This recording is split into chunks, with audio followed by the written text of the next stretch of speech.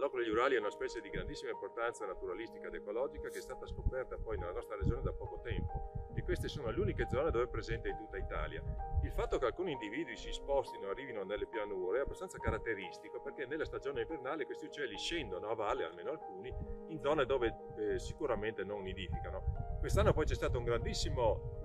presenza di arvicole, di topi, quindi di micromammiferi che ha favorito la riproduzione di questi uccelli, per cui sono nati molti giovani ed anche per questo il fenomeno dispersivo è più abbondante rispetto ad altri anni. Moltissimi rapaci notturni giovani hanno meno, tra virgolette, esperienza rispetto agli adulti e spesso impattano contro autoveicoli. L'animale era stato rinvenuto sul bordo di una strada da parte di una studente dell'Università degli Studi di Udine, è stato portato al CRAS dell'università dove è stato visitato e da subito si è capito che la condizione non era grave, per cui dopo alcuni giorni di osservazione è stato deciso di liberarlo e di riportare in natura. Oggi è una giornata molto importante per la cooperativa Pavese e per la riserva di Corvino, perché grazie alla collaborazione con l'Università di Udine abbiamo partecipato alla reintroduzione in natura di questo splendido esemplare di Allocco degli Urali.